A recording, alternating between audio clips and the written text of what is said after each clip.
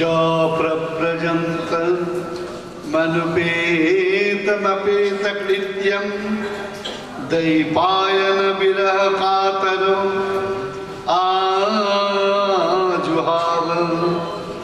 पुत्रेति तन्मयतया तरवोऽभिनेदु स्त्वं सर्वभूतहृदयं मुनिमानतस्मि। जय रूप सनातन भट्ट रघुनाथ श्रीजीव गोपाल भट्ट दास रघुनाथ এই ছয় গোসাইর করি চরণ বন্দন যাহা হইতে বিঘ্ন নাশ হয় অভীষ্ট পূরণ ভক্ত গোষ্ঠী সহিতে আমার প্রাণ গৌর গোবিন্দ জয় জয় শুনিলে আমার প্রাণ গৌর গোবিন্দ কথা ভক্তি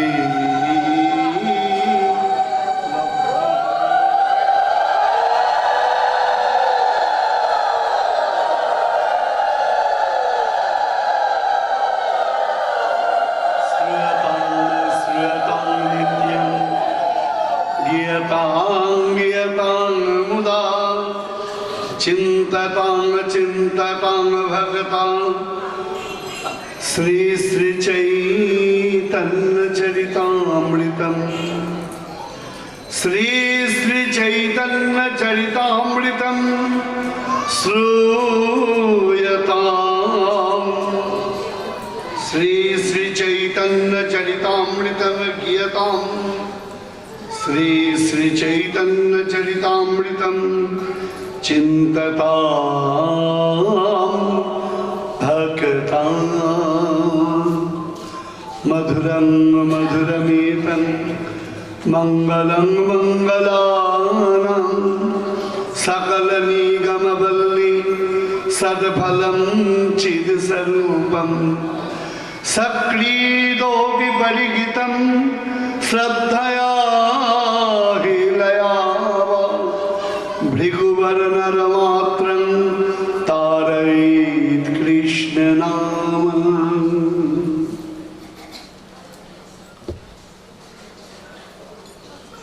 আবার আমি এলাম ফিরে গুরু চরণ শিরে ধরে।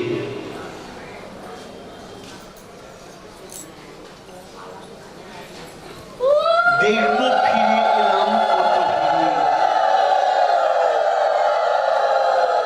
যে স্মৃতি থাকবে মোদের ঘিরে।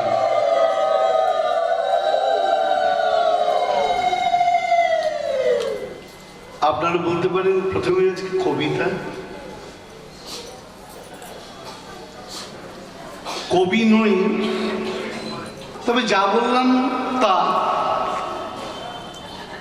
হয়তো কবিতা।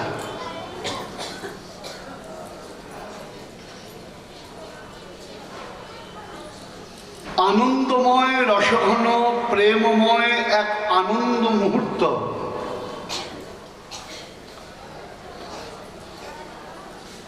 যে মুহূর্তের স্মৃতিগুলো আমাদের সদা সর্বদা ঘিরে থাকবে। আমি কবিতায় সেটাই বলতে চাই,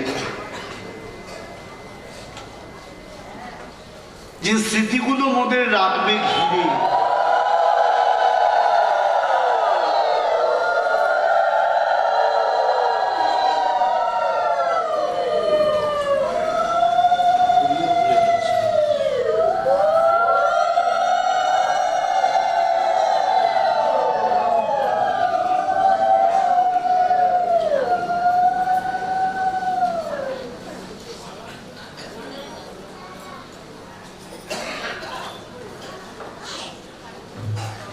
প্রকৃতির নিয়মে সময় পার হয়ে যায়। গতকাল আমার স্নেহের অধিরাজ বাবু বলছিলেন যে ভালো সময় খুব দ্রুত পার হয়ে যায়। ভালো সময় বা খারাপ সময় দুটো একই সময় লাগে পার হতে। ভালো সময়ের মধ্যে আমরা আনন্দে এত মত্ত থাকি যে সময়টা আমাদের কম বোধ হয়। এক কথায় বলতে গেলে আমরা ওই সময়টা আরো বেশি চেয়েছিলাম, তা হলে হবে কি, আমাদের মাপ তো আর বাড়েনি, মাপ যা তাই আছে। সেই 7টি দিন মনে করিয়ে দেয় জীবনের কত 7 দিন তুমি 7-5 কাটালে, এই 7-এর কথা খেয়াল রাখনি।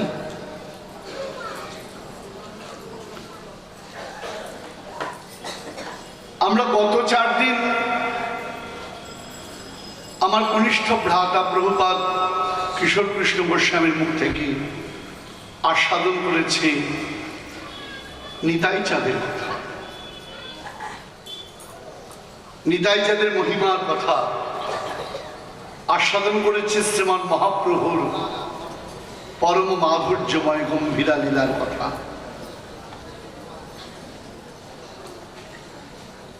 স্নেহের অধিরাজ আমাদের দুদিন আস্বাদন করালেন উপনিষদের অমৃতময় বাণ। উপনিষদ এমন গ্রন্থ যা তার কাছে আমাদের নিয়ে যেতে সমর্থ হয়। আপনারা শুনেছেন উপনিষদ শব্দের অর্থ শ্রীমান গত পরশুদিন করেছে। উপশব্দের অর্থ নিকটে।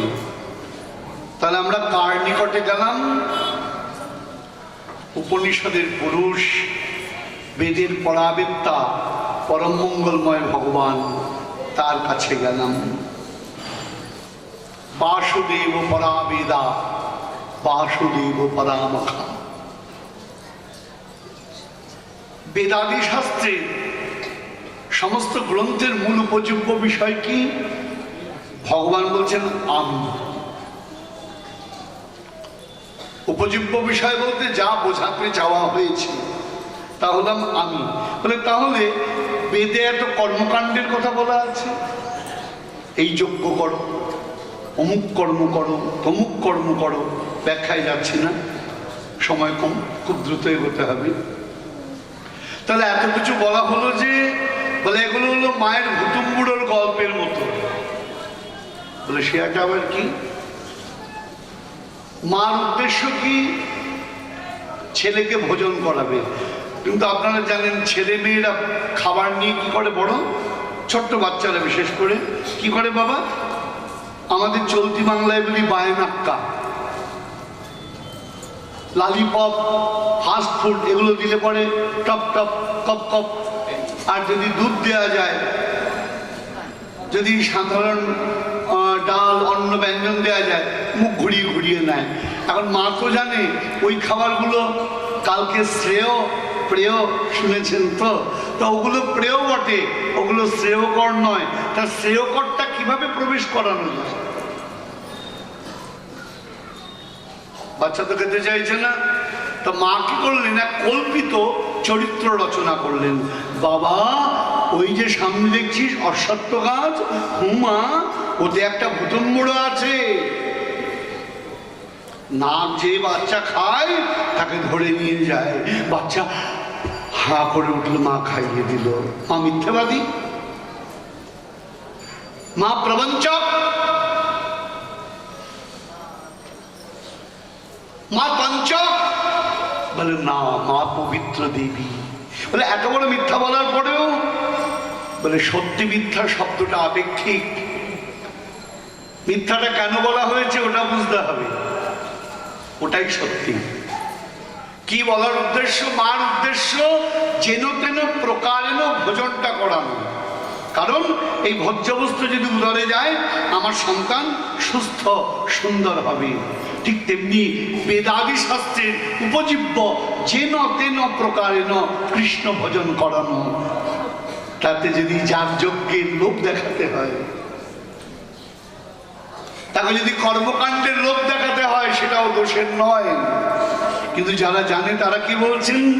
জ্ঞান কাণ্ড কর্ম কাণ্ড কেবলই বিষের ভাণ্ড, অমৃত বলিয়াছে বা খায় নানা জনি সদা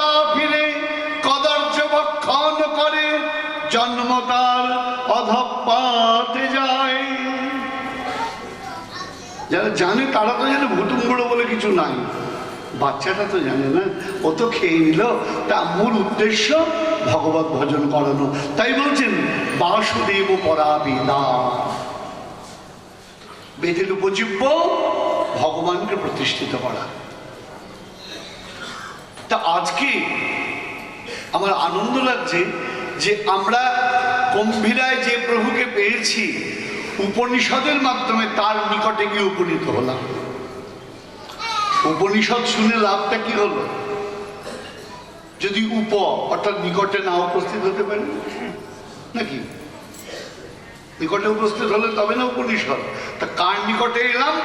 একদম সাক্ষাৎ শ্রীমন মহাপ্রভুর কাছে। কিন্তু ব্যাপার আছে, জয় নিতাই জয় গুরু অন্যভাবে নেবেন না। মহাপ্রভুর সঙ্গে আমি কারোর তুলনা করতে যাচ্ছি না, জড়জাগতিক দৃষ্টান্ত দেওয়ার উদ্দেশ্য যাতে আমরা বুঝতে পারি। খেজুর গাছে গিয়ে যদি আপনি বলেন, ও বাবা খেজুর গাছ আমাকে এক গ্লাস রস দাও, তুমি সবাইকে দাও, লোকে বলে খেজুর গাছে রস আছে, তা আমি তো বাবা ওই খাবড়া খাবড়া কাঁটা ছাড়া পাইনি, এই গ্লাস দিলাম দাও। সারাদিন দাঁড়িয়ে রইলেন, খেজুর গাছ আপনাকে কিচ্ছু দিল না, আপনি বাইরে গিয়ে নিন্দা করলেন, লোকে যা বলে মিথ্যা কথা। ওই রকম শুষ্ক একটা রুক্ষ গাছ, ও আমায় কি দেবে? কিচ্ছু দিতে পারে না। কিন্তু যারা শেফালি, এই যে শব্দটা আমি জানতাম না, আমি ওই পত্রিকা থেকে দেখেছি, যারা ওই গাছটাকে কাটে তাদের কি যেন শেফালি না শিউলি কি একটা বলে, হ্যাঁ না তবলদার তো তুমি অশুদ্ধ ভাষা, মানে চলিত বাংলা। আনন্দবাজারে পড়েছিলাম কি একটা সুন্দর শব্দ। যেই হোক আমরা কথাটা বুঝতে পেরেছি। হ্যাঁ, যারা রস সংগ্রহ করে তারা কি করে? তত্তর করে গাছে উঠে যায়। অবলম্বন কি? একটা রজ্জু। ভালো কথা, অবলম্বন রজ্জু, কিন্তু অবলম্বন করে কাকে? গাছকেই। এমন নয় অন্য কাউকে অবলম্বন করে, গাছকে অবলম্বন করেই গাছে ওঠে। মজার ব্যাপার। তাহলে বৃক্ষকে অবলম্বন করে বৃক্ষে উঠলো, ওঠার পর কি করলো? নরম জায়গায় একটা ছুরি চালিয়ে সেখানে একটা কলসি পেতে দিল, যেখান দিয়ে রসটা বেরোবে। তো গৌর সুন্দর আমার চৈতন্য রস বিগ্রহ, রসের খনি, রসের বৃক্ষ আজ ছিল সনাতন গোস্বামীপাদ।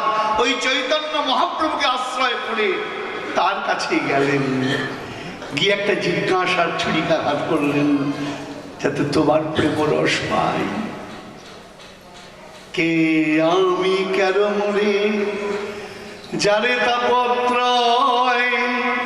ইহা না জানিলে জীবের কইছে হিত হয়। আর কি বললেন? সাধ্য সাধন তত্ত্ব পুছিতে না জানি।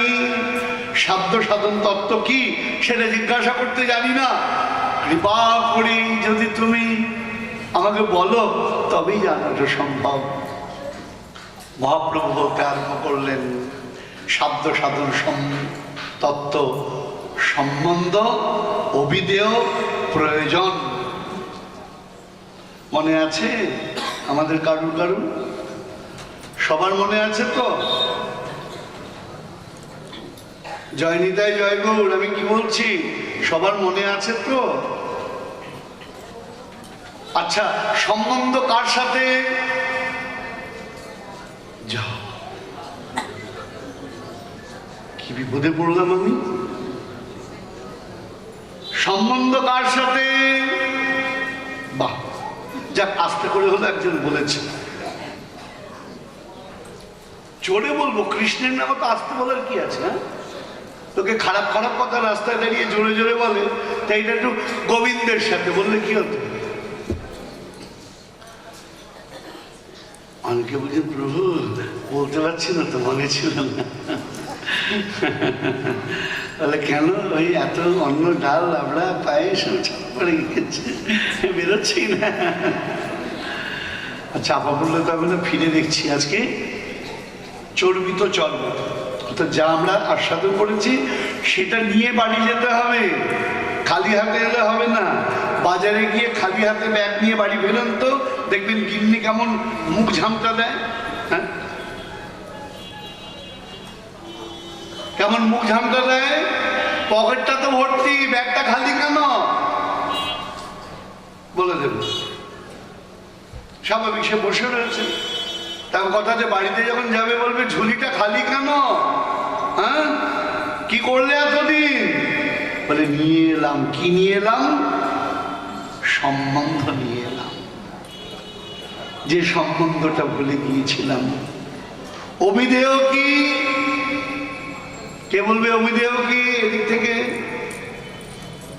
অভিধেয় কোনটা কেউ বলতে পারবো না? এটা গুরুদেবের গৃহত্ব, এখানে কোশ্চেন আনসার হতেই পারে, নো প্রবলেম। অভিধেয় কি? বাহ, চমৎকার। তাহলে অভিধেয় হলো ভক্তি, মানে একজন প্রতিনিধি হয়ে বললো, সবাই মিলে একসঙ্গে বললে ভালোই লাগতো অবশ্যই। তাহলে সম্বন্ধ হলেন গোবিন্দ, অভিধেয় হলেন ভক্তি, যেটা আমাদের করা প্রয়োজন। আমরা করছি কেন? কি প্রয়োজন আমাদের? প্রয়োজন কি? প্রেম। বাহ, এইটা কিন্তু সবাই বলেছে, তা বুঝলাম প্রেমটা সবার ভিতরে আছে। জয় নিতাই, জয় গুরু। হ্যাঁ, শ্রীকৃষ্ণ চৈতন্য মহাপ্রভু বলছেন, কি কাজ সন্ন্যাসে মোর প্রেম প্রয়োজন, যে কালে সন্ন্যাস লইনু ছন্ন ছিল মন। ছন্ন মানে ভাববেন না মতিচ্ছন্ন, ছন্ন মানে আচ্ছন্ন। তাহলে কি আচ্ছন্ন? রাধা ভাবে আচ্ছন্ন আমার শ্রী গোবিন্দ, তাই তো তিনি গৌর। তাহলে আজকে আমরা সেই সাধ্য সাধন তত্ত্ব আস্বাদন করতে গিয়ে মহাপ্রভু কি বলছেন? প্রথমে কি বললেন? আমাদের সম্বন্ধ, তাই না? কার সঙ্গে সম্বন্ধ? গোবিন্দের সঙ্গে সম্বন্ধ। এবং বলতে গিয়ে কৃষ্ণ তত্ত্ব উপদেশ করছেন। কি মজার কথা! কে বলছে? কৃষ্ণ স্বয়ং কৃষ্ণের কথা বলছেন। আমার আচার্যদেব বলছেন, না গো বাবা, কৃষ্ণ শুধু কৃষ্ণের কথা বলছেন না, কৃষ্ণ চৈতন্য কৃষ্ণের কথা বলছেন। আমি বললাম পার্থক্য কি? পার্থক্য এটাই, কৃষ্ণ কৃষ্ণের কথা বলছেন, ঠিক আছে, কৃষ্ণ চৈতন্য আজ কৃষ্ণের কথা বলছেন। কেন? অচৈতন্য জীবের ভেতরে ওই চৈতন্য প্রদান করবেন বলে আজ শ্রীকৃষ্ণ চৈতন্য নাম ধরে আজ স্বয়ং তিনি কৃষ্ণ চেতনা প্রদান করছেন। আমরা কোন জায়গায় ছিলাম বাবা?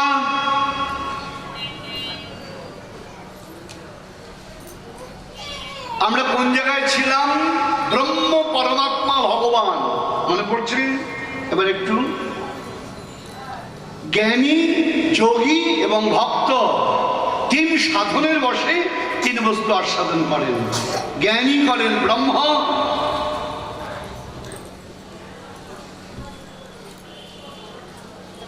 যোগী করেন পরমাত্মা, আর ভক্ত আস্বাদন করেন ভগবানকে। তা এইবার ভগবান তার স্বরূপটা আমাদের কাছে আস্বাদন করাচ্ছেন। কি চমৎকার করে আস্বাদন করাচ্ছেন দেখুন। কি বলছেন? ভক্তে ভগবানের অনুভবের পূর্ণরূপ, একই বিগ্রহ তাহার অনন্ত স্বরূপ, স্বয়ং রূপ তদেকাত্মরূপ আবেশ যার নাম, প্রথমেই তিন রূপে রহে ভগবান। মাথাটা কিন্তু পরিষ্কার রাখতে হবে, একটু একটু করে আমরা যত এগোবো শাখা প্রশাখা বিস্তার হবে, ধরে রাখা একটু কঠিন। অনেকে বলেন আমাদের সনাতন শাস্ত্র কঠিন। কঠিন মানে কি বাবা? শক্ত। শক্ত মানে কি? দেখুন, শক্ত দুরকম ভাবে হয়। একটা বলি না, বাবা লোকটার পেটের কথা বার করা বড় শক্ত।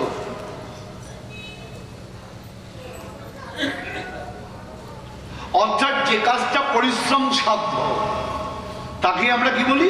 কষ্ট, তাই তো? যে কাজটা পরিশ্রম সাধ্য, তা ভগবানকে তুমি উপলব্ধি করতে চাইবে, পরিশ্রম করবে না, তা বললে কি করে হবে? বলছেন কেন? উপনিষদই বলে দিয়েছেন, নায়মাত্মা প্রবচনে ন লব্ধ ন মেধয়া ন বহুনা শ্রুতেন।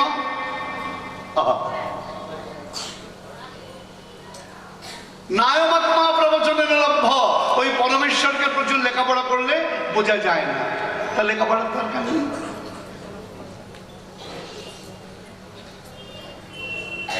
বহুনা শ্রুতেন, সারা জীবন যদি শুনে যাও তাও বুঝতে পারবে না, তাহলে পড়বো না, শুনবো না। আমরা বলি পড়াশোনা, তাই না? তাহলে পড়াও বা শোনাও বা, বলে কি আনন্দ, হ্যাঁ কি আনন্দ পড়াশোনা বা। তাহলে কি করে হবে? শাস্ত্র বলছেন জমে বৈষম বিব্রুতে তনুস্মাম, তিনি যদি কৃপা করে কাউকে নিজেকে বুঝিয়ে দেন তবেই সে বুঝতে পারে।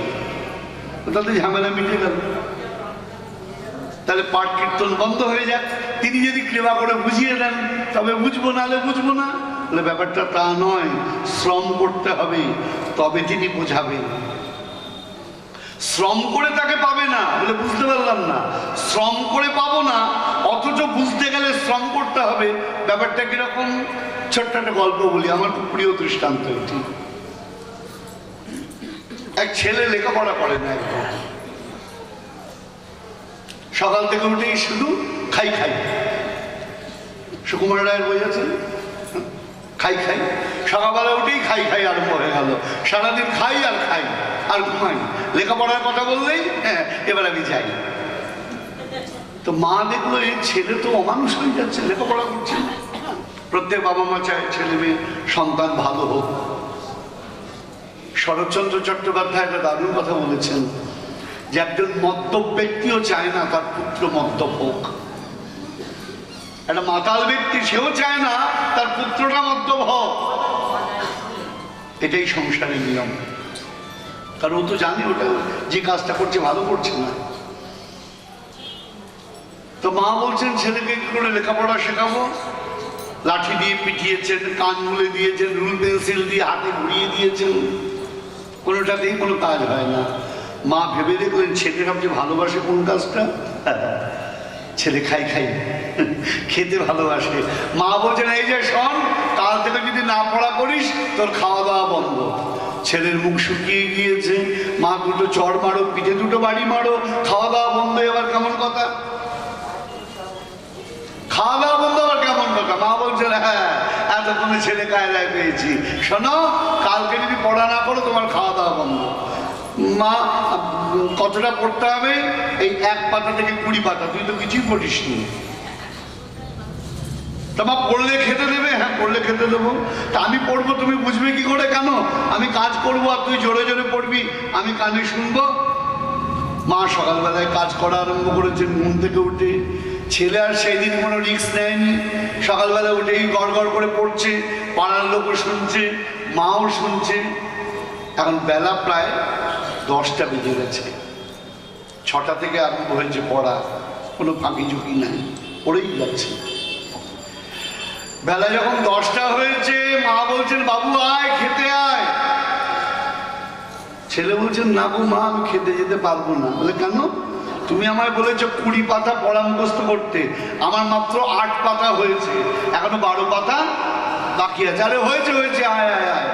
তার মানে কি ও কি পড়ে খাবারটা পেল? বুঝুন জিনিসটা, ও কি পড়াশোনা করে খাবারটা পেল? হ্যাঁ চেষ্টা করেছে। বলে কিরকম?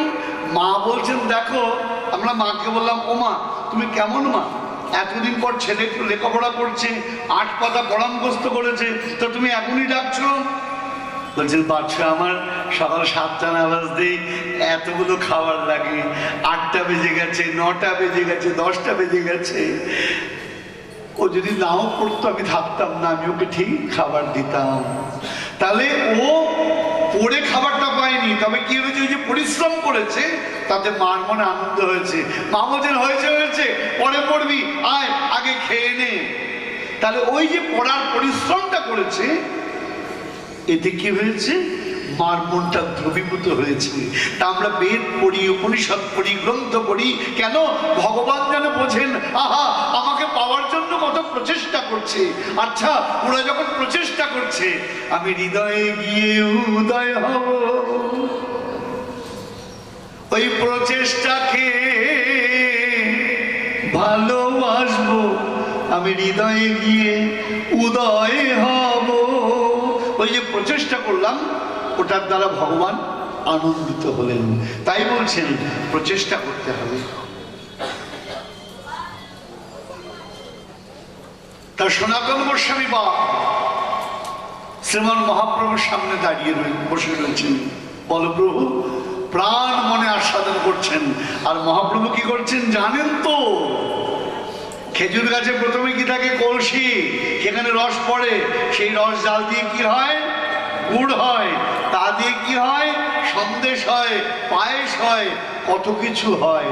তা মহাপ্রভু জানেন আমি যে সিদ্ধান্ত রস দিচ্ছি, সনাতন হৃদপাত্রে সংগ্রহ করে ভজনের জাল দিয়ে তাকে উপলব্ধির গুড়ে রূপান্তরিত করে কত গ্রন্থ সন্দেশ জীবকে উপহার দেবে, কত গ্রন্থ সন্দেশ জীবকে উপহার দেবে। সত্যি কথাই তো, আমরা তো পেয়েছি। আমরা কোথায় পেতাম? আমরা তো শনিপাদের টিকা, এই ব্যাখ্যা আমরা কোথায় পেতাম? সনাতন প্রভু বলছেন, বলো বলো প্রভু, আজ কৃষ্ণকে কৃষ্ণ কথা শুনলে যাবে সকল ব্যথা, শ্রবণ করি আপন করণে। কৃষ্ণ মুখে কৃষ্ণ কথা। তা গোবিন্দ বলছেন, শোনো, এই যে ভগবানের কথা বলা হলো, ভগবানের রূপ কয় প্রকার উল্লেখ করছেন? ভক্তি ভগবানের অনুভবে পূর্ণরূপ, একই বিগ্রহ তার অনন্ত স্বরূপ, স্বয়ং রূপ তদেকাত্মরূপ আবেশ নাম, প্রথমেই তিন রূপে রহেন ভগবান। প্রথমে আমরা কটা রূপ পেলাম ভগবানের? তিনটে রূপ পেলাম, স্বয়ং রূপ, তদেকাত্মরূপ এবং আবেশ রূপ। স্বয়ং রূপ কাকে বলছেন বাবা? লক্ষ্য করুন, এইখান থেকে কিন্তু আমাদের জটিলতা আরম্ভ হয়। কেউ কেউ বলেন, আমি অনেকে বাড়িতে গেছি, সিংহাসন দেখেছি, বলে বাবা সিংহাসনের বড় কঠিন অবস্থা। একে তো সিংহাসন ছোট, তার মধ্যে সিটগুলো ছোট, প্যাসেঞ্জার বেশি, কি বিপদ। বাসে যদি বেশি লোক ওঠে কি হয়? এই যে দরজা দিয়ে বেরিয়ে থাকলে ঝোলে, ঠিক তেমনি মাঝখানে গোবিন্দ, পাশে মহাপ্রভু, ওপাশ দিয়ে শীতলা উঁকি মারছে, পেছন থেকে মনসা ঠেলাঠেলি করছে, ডান দিক দিয়ে কার্তিক বাবা পড়ে যাচ্ছে করে ধরে রেখেছে, আর ওদিকে জগদ্ধাত্রী, জগতের ধাত্রী হয়ে সিংহাসনে ঝুলে রয়েছে, আর পেছন দিক দিয়ে বাবা মহাদেব শিবলিঙ্গ এই মাথায় বের মাথায় একটু দেখা যাচ্ছে। কি যে কঠিন অবস্থা সিংহাসনে! ওরে বাপ রে বাপ! তাহলে কেন? ভালোবেসে রেখেছেন কাউকে, কাউকে ভালোবেসে রাখেন। আমরা দরকারে ভগবানকে ভজনা করি। সামনে সরস্বতী পুজো, পড়াশোনার পাঠ নেই, সরস্বতী পুজো। হ্যাঁ, সরস্বতী পুজোর সামনে দেখবেন সরস্বতী পুজোর কি ধুম। হ্যাঁ, সব চাঁদা লিখতে আরম্ভ করে দিয়েছে। তো মনে মনে ভাবি সরস্বতী বানান লিখতে পারবে কিনা ঠিক নেই, সরস্বতী পুজো করছে। আর সবচেয়ে দুর্ভাগ্য, আমাদের মধ্যে কোনো গাইডলাইন নেই, যে যেমন ইচ্ছা আরম্ভ করেছে। এগুলো পুজো নয়, এগুলো পুজোর নামে মাকে অসম্মান করা। এমন এমন বিগ্রহ নির্মাণ করে যার দিকে তাকানো পর্যন্ত যায় না। মাতৃস্বরূপের এই কি অসম্মান? এই কি শিক্ষা আমাদের? তাহলে সরস্বতী পূজা করি কেন? লেখাপড়ার জন্য। লক্ষ্মী পূজা করি কেন? টাকা কড়ির জন্য। নারায়ণ পূজা করি কেন? গৃহের মঙ্গলের জন্য। ফ্যাক্টরিতে থাকলে পরে বিশ্বকর্মা পুজো করি কেন? ফ্যাক্টরিটা যাতে ভালো চলে। ব্রহ্মা পুজো করি কেন? আগুন যেন না লাগে। কার্তিক পুজো করি কেন? ছেলে পেলে যাতে হয়। বিনা কারণে কোনো পুজো নয়। কি বিপদের ব্যাপার! দরকার ছাড়া একটা পুজো নয়।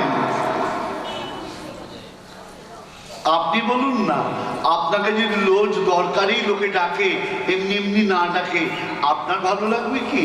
শুধু প্রয়োজন স্বার্থ পূরণের জন্য আমাদের অবস্থা তাই। আমরা একবারও বুঝি না গোড়াটা কোথায়, ভুলটা কোথায়। হ্যাঁ, তা আজ শাস্ত্র ব্যাখ্যা করছেন, মহাপ্রভু স্বয়ং বলছেন, শোন তাহলে আমার স্বরূপটা কি। ভগবানের স্বরূপ কি? স্বয়ংরূপ, তদেকাত্মরূপ এবং আবেশ নাম, আবেশ রূপ। স্বয়ংরূপ কাকে বলছেন? উল্লেখ করছেন, অন্যনাপেক্ষিত রূপং স্বয়ং রূপং সা উচ্চতে, যে রূপ অন্য কারুর অপেক্ষা করে না। ব্যাপারটা বোঝা গেল না? যে রূপ অন্য কারুর অপেক্ষা করে না বলতে, কাল রাতে, কালকে না, আমরা দুদিন আগে আলোচনা করছিলাম আমার দাদার সঙ্গে। অন্যনাপেক্ষিত রূপং, খুব লক্ষ্য করবেন, ভারতবর্ষে একটা মিনিস্ট্রি আছে যার নাম সেন্ট্রাল মিনিস্ট্রি।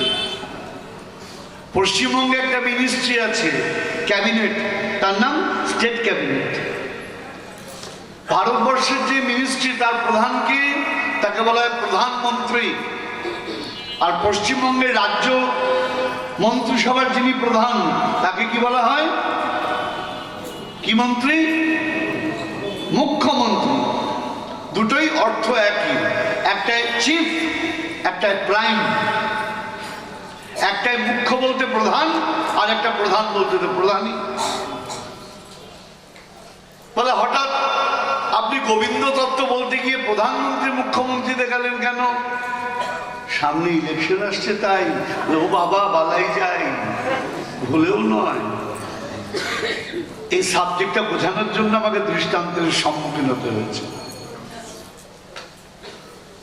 প্রধানমন্ত্রীর আনুগত্যে কজন মন্ত্রী থাকেন? একটা মন্ত্রিসভা। কেউ পদত্যাগ করে, আমাদের রাজ্যে যেমন এখন অনেকে পদত্যাগ করছে। তা পদত্যাগ করছে বলে কি মুখ্যমন্ত্রীর কোনো পলিটিক্যাল প্রবলেম হতে পারে, কিন্তু কনস্টিটিউশনালি কোনো প্রবলেম তার নাই। এক মন্ত্রী পদত্যাগ করলে আরেক মন্ত্রী কাজ করবে। তাহলে এই মন্ত্রীরা আসতেও পারে, যেতেও পারে। এরা কার উপর ডিপেন্ডেবল? কার কাছে পদত্যাগপত্র পাঠাতে হয়? চিফ মিনিস্টারের কাছে। সেন্ট্রাল মিনিস্ট্রিতে প্রাইম মিনিস্টারের কাছে। কিন্তু প্রাইম মিনিস্টার বা চিফ মিনিস্টার যদি কোনো কারণে পদত্যাগ করে দেয়, তাহলে এতগুলো মন্ত্রীকে আর কষ্ট করে রেজিগনেশন লেটার লিখতে হবে না।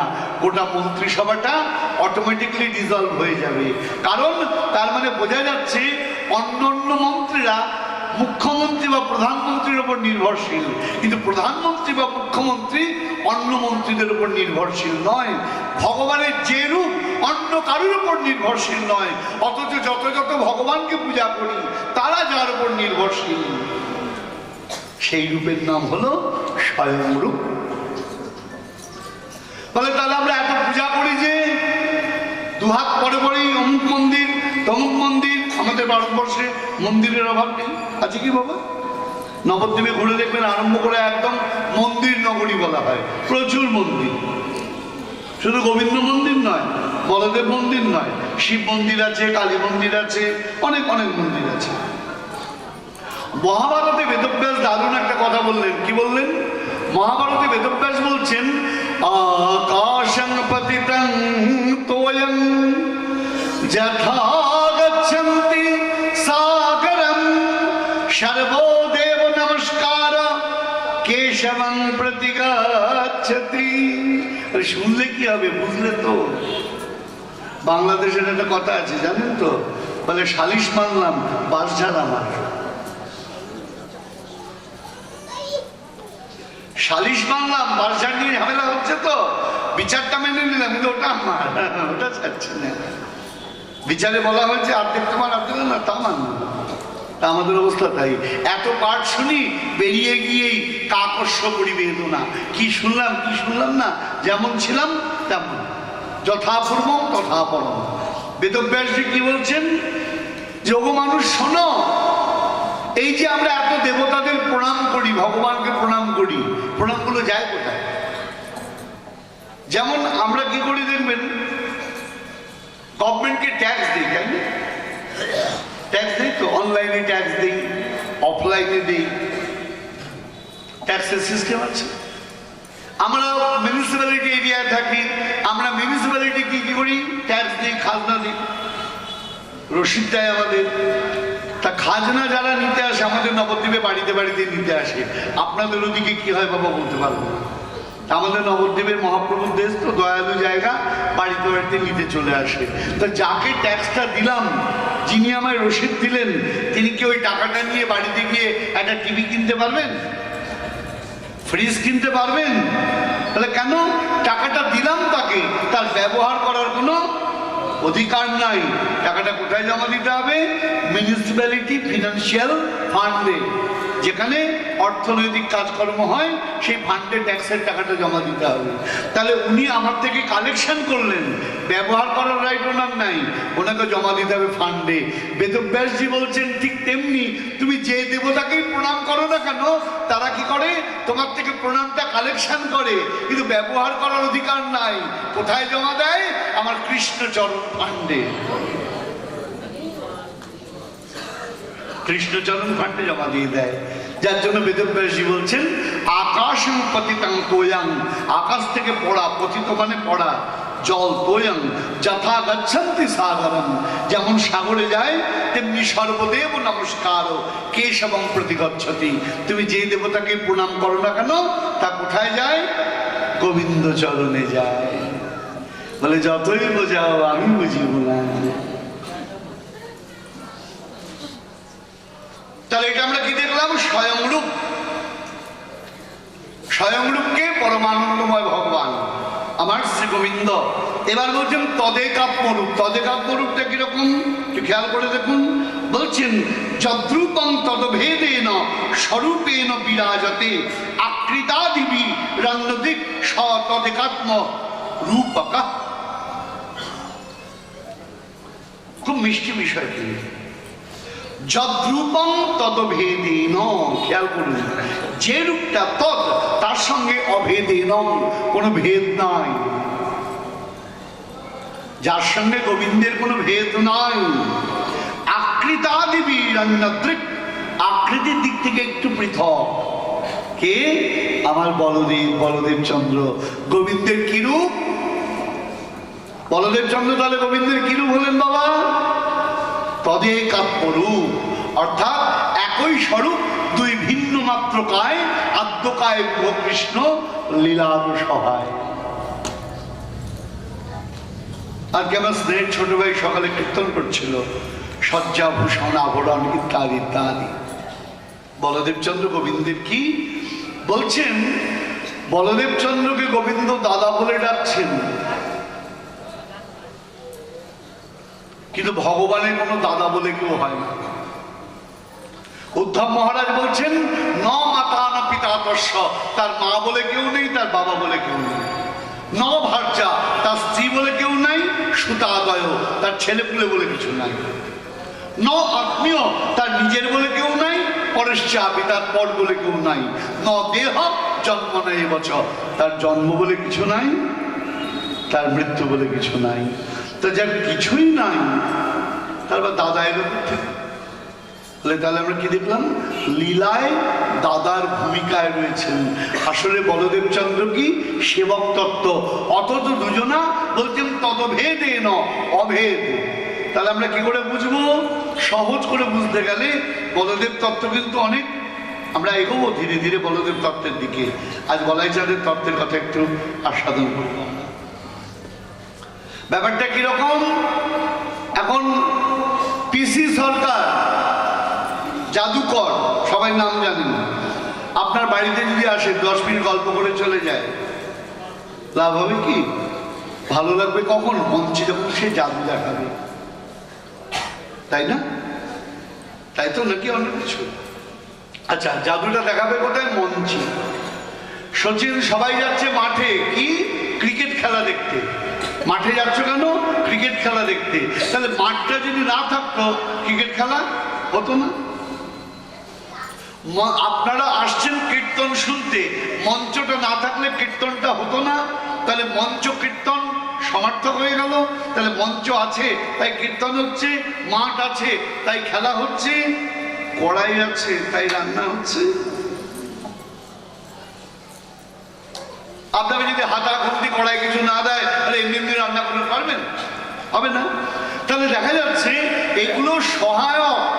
ঠিক তেমনি ক্রীড়া স্টেডিয়াম, খেলা ক্রীড়া প্রতিভা বিকাশের সহায়ক। স্টেডিয়াম যদি না থাকতো সচিন তেন্ডুলকারের ছয়গুলো অত সুন্দর লাগতো না। বলাই চালের স্টেডিয়াম যদি না থাকতো গোবিন্দের লীলা এত সুন্দর এত মনোহর লাগতো না। তাই বলদেব চন্দ্র কি সেবক তত্ত্ব হয়ে গোবিন্দের সেবা করছেন। তারপর কি দেখলাম আমরা? এটা দেখলাম আমরা তদেকাত মরুক। এরপর কি পেলাম? আবেশ সুর। আবেশ সুর কাকে বলছেন? বলছেন জ্ঞান সপ্তাদি কলয়া যত্রাবিষ্ট জনার্দন ত অবেশা নিকদ্দন্তে জীবা এবং মহত্তমা। বাংলা মানে করলে কি দাঁড়ায়? জ্ঞান, খুব লক্ষ্য করুন, জ্ঞান চেতনা, সত্তা মানে শক্তি, কলয়া, কলয়া মানে অংশ, কলা। চন্দ্রে যেমন কলা বলি আমরা, এখানে কলা বলতে সবরি কলা বা বর্তমান কলা নয়, কিন্তু এখানে কলা বলতে অংশ। আমরা বলি না 16 কলা পূর্ণ হয়েছে, বাপরে বাপ। তা কলা মানে কি হলো? অংশ। তাহলে এখানে কি বলছেন? বলছেন জ্ঞান সপ্তাদি কলয়া যত্রাবিষ্ট জনার্দন। আমাদের দেশের একটা বিরাট প্রবলেম, আমি প্রত্যেক জায়গায় পাঠে বলি, আজ আপনাদেরও বলছি, আপনারা উপলব্ধি করুন। আমরা এখানে বসে কীর্তন করি প্রত্যেক দিন গুরু মহিমা। সেখানে বিশ্বনাথ চক্রবর্তীবাদ কি বলছেন খেয়াল করে দেখুন তো। মনে পড়ছে? দেখুন, মনে পড়বে আপনাদের। সাক্ষাৎ ধরিতে না সমস্ত শাস্ত্রে উক্তস্তথা গতৈব সাধ্বী। মনে পড়ছে? ভৈরবীর আগের উপরে গুরু বন্দনা করা হয়। তাহলে অর্থটা কি? সাক্ষাৎ হরি তেন, তেন মানে তিনি, সাক্ষাৎ স্বয়ং হরি, তিনি স্বয়ং ভগবান। কে? গুরুদেব। কে বলছেন? উক্তই বলছেন সমগ্র শাস্ত্র। তাহলে সমগ্র শাস্ত্র বলছেন গুরু হলেন ভগবান। ভগবান নিজে বলছেন আচার্যমান বিজানিয়ান জ্ঞাবমন্যেত কহিচিত নমর্ত বুদ্ধা সুয়েতা সর্বদেবময় গুরু।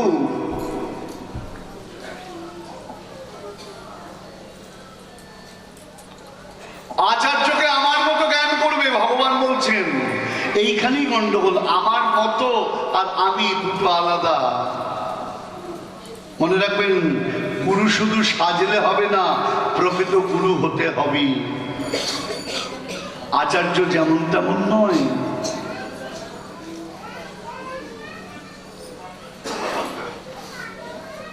গুরু কখনো শিষ্যের কাছ থেকে কোনো কিছু প্রত্যাশা নিয়ে তার কাছে যাবে না, এটা সম্পূর্ণ অনুচিত। অথচ আমরা প্রত্যাশা নিই, আমরা মনে করি শিষ্য হলো বোকা। আগে না, এটা মজার গল্প, কারণ কঠিন তত্ত্ব তো। কারণ কারণ কি পেতে পারে বাবা? ঝিমুনি, হ্যাঁ, এটা অন্যরকম মুনি। এটা শান্তিপুনি মুনি, অগস্ত্য মুনি না, এটা নাম হচ্ছে ঝিমুনি।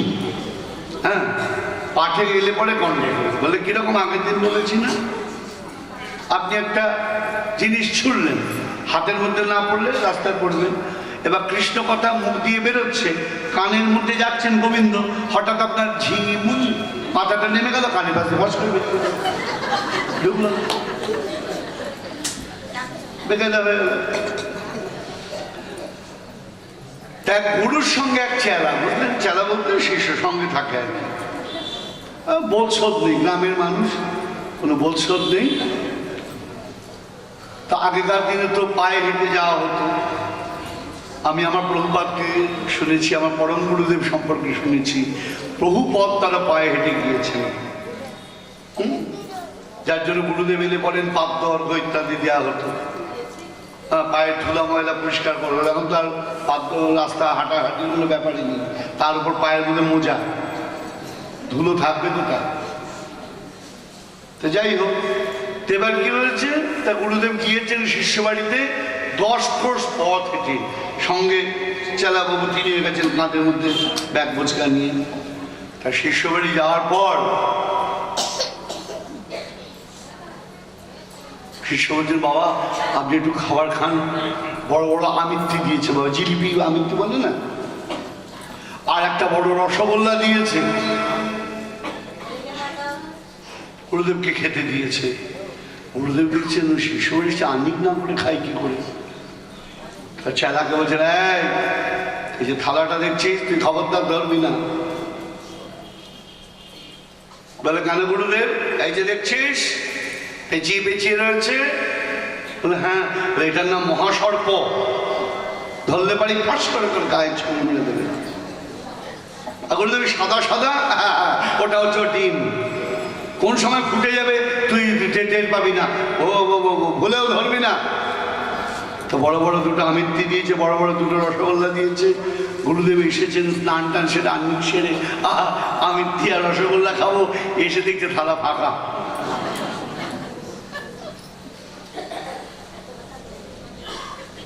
চেলা পাশে ছিল, কি হলো এটা, কোথায় গেল? বলে বাবা আমি তো ভয় ভয় রয়েছি, আপনি যেই চলে গেলেন অমনি সাপগুলো খুলে পালিয়ে চলে গেল, আমি তো ধরলাম না। বেটা পালিয়ে চলে গেল বলে? হ্যাঁ বাবা আপনিও চলে গেলেন, ওরাও চলে গেল, মানে আপনিও গেছেন আমারও।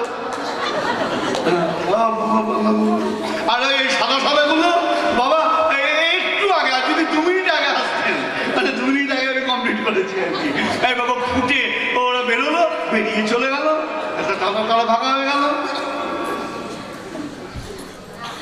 আর শরবতটা আমি যে বলেছিলাম এই এর মধ্যে মন্ত্রধর বিষ জল আছে, কি বলবো বাবা, ওই যে বাচ্চা দুটো বেরোলো যে ফুটে, ওরা খেয়ে চলে গিয়েছে। জয় নিতাই জয় প্রভু। গুরুদেব মনে করেছে কিচ্ছু বোঝে না, হ্যাঁ আমি যা বলবো তাই। আগে না, আজ আমাদের বুঝতে হবে শাস্ত্র কি বলতে চেয়েছে। আমরা একটু রহস্য করলাম শুধুমাত্র একটু ঝাঁকুনি দেওয়ার জন্য আমাদের ভেতর, হ্যাঁ একটু ঝাঁকুনি দেওয়ার জন্য, নাহলে একটানা বসে পাঠ শুনছি তো, ওই যে বললাম ঝি মুনি যদি চলে আসে, তাই ভেতরে একটু ঝাঁকুনি হলো আর কি। এখন দেখুন সবাই বেশ টান টান হয়ে বসেছে, টান টান হয়ে বসেছে। তা আসল কথাটা কি? আসল কথাটা হলো গুরুদেবকে ভগবান বলছেন আমার মতন করে জ্ঞান করবে। তার মানে আমি নই, just like that, not that. আমার মতন আর আমি অনেক আলাদা কথা। তা বলা হচ্ছে কৃষ্ণের মতন জ্ঞান করবে। বলে মতনটা কিরকম একটু লক্ষ্য করে দেখুন।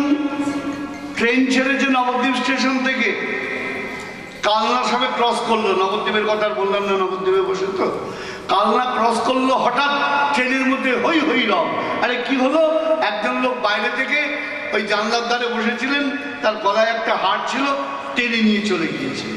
ছিনতাইকারী আছেন, ট্রেনে হই হই পড়ে গেল। কি ব্যাপার দেখেছো, দিনের বেলায় ডাকাতি, হ্যাঁ ট্রেনে ছিনিয়ে নিয়ে চলে গেল। একজন সান্ত্বনা দিদি গিয়ে, যে দিদি কিছু মনে করবেন না, আপনার আজকাল এইসব হাট করে বেরোনো উচিত হয়নি, দিনকাল ভালো না, করোনা গিয়েছে, লোকের হাতে টাকা পয়সা নেই, চারিদিকে অভাব। যার হাট টেনেছে সে মুচকে মুচকে হাসছে। একজন বলছেন হাসছে দেখো, বড় লোকের বউ একটা কিছু আর একটা হবে। তো যে মুচকি মুচকি হাসছে সে বলছে না গো দিদি, বড় লোকের বউ বলে কি ট্রেনে করে যেতাম, নিজের গাড়ি করেই যেতাম। তাহলে আপনি হাসছেন যে? বলে ওটা কি ইটি করা হয় না। বলে ও তাই বললো। তখন কারোর চোরের জন্য মন খারাপ হলো, আরে কত কষ্ট করে ঘাটটা টানলো, কোটিটা টাকাও দাম পাবে না। আবার জানলার রডের মধ্যে মাথায় বানিয়েও খেয়েছে, ও তো ওই ওষুধের দামও জোগাড় হবে না। তাহলে এখন প্রশ্ন হলো, চোরটা হাটটা চুরি করলো কেন? ও যদি বুঝতে পারতো ওটা গিলতি করা গয়না, তাহলে কি টান মারতো? তাহলে ওটা সোনার মতন দেখতে, সোনা নয়। তাই মতন আর সোনা দুটোর মধ্যে অনেক তফাৎ আছে। তাই গুরুদেব গোবিন্দের মতন জ্ঞান করতে হবে। গুরুদেব কখনো বলবেন না আমি গোবিন্দ, কারণ গুরুদেব কিন্তু প্রভুর যা প্রিয়া এব তস্যা বন্দে গুরুশ্রী চরণার বিন্দম। হ্যাঁ, গুরুদেব নিজে ভক্ত ভাবে অঙ্গীকার করেছেন, শিষ্যদেরকে সেই পথে নিয়ে যাচ্ছেন। তাই আদেশ করবেন বটে, কিন্তু আমাদের দেশে কি হয়েছে বাবা, দলে দলে দেখুন বিভিন্ন মঠ মন্দিরে গুরুদেব চোখ বন্ধ করলেই তাকে ভগবানের জায়গায় নিয়ে যাচ্ছে। আমাদের বাঙালিদের মধ্যে ভক্ত কম, ভগবান বেশি। সব মঠের অধ্যক্ষ তিনি হলেন ভগবান। কেউ হলো সাক্ষাৎ শিব, কেউ হলো সাক্ষাৎ রামচন্দ্র, কেউ হলো সাক্ষাৎ কৃষ্ণ, কেউ বা রাম আর কৃষ্ণকে আঠা দিয়ে লাগানো হয়েছে। অদ্ভুত ব্যাপার। এতে তাদের অসম্মান করা হচ্ছে।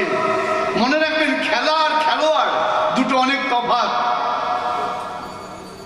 খেলা কোনোদিন শেষ হয় না। ফুটবল খেলা চলছে, মারাদোনা মরে গেছে, পেলে খেলা ছেড়ে দিয়েছে, লায়নেল মেসি ছাড়বে করছে, ফুটবল খেলা বন্ধ আছে? বন্ধ নেই, চিরন্তন। তাই সাধু চলে যাবেন, সাধনা কিন্তু চলবে। আমাদের গন্ডগোল কি, আমরা খেলার থেকে খেলোয়াড়ের গুরুত্ব বাড়িয়ে দিয়েছি। এই করতে গিয়ে আমাদের সনাতন ধর্মের আবার সর্বনাশ আমরা নিজেরাই করে ফেলেছি। কি হয়েছে, আমরা টুকরো টুকরো হয়ে গিয়েছি। মনে রাখবেন, আঙুর যদি থোকায় থাকে তখন আঙুরের দাম, সিঙ্গেল পিস আঙুর কখনো বাজারে বিক্রি হয় না। তাই যদি গুচ্ছে থাকতে পারেন, সংগঠিত হয়ে থাকতে পারেন, তবে দাম পাবেন। নাহলে পাড়িয়ে দিয়ে লোকে চলে যাবে, আপনার দিকে কেউ তাকিয়েও দেখবে না। বি অ্যালার্ট, সাবধান। তাহলে আমরা কি দেখলাম, ভগবান বলছেন জ্ঞান সপ্তাহাদি কলয়া যত্র আবিষ্ট জনার্দন। ভগবান যখন নিজের সামান্য জ্ঞান শক্তি কোন মহত্তম জীবের ভেতর প্রবেশ করিয়ে দেন, কি হলো বলছেন, তখন তাকে বলা হয় ভগবানের আবেশ রূপ। কিরকম বাবা, ইলেকট্রিক তার দোকানে বিক্রি হয়, হাত দিলে পরে শর্ট মারে, কিন্তু সেই তারের সঙ্গে যখন বিদ্যুতের সংযোগ হয় তখন হাতে, ও বাবা গো কিছু ঝটকা মারলো।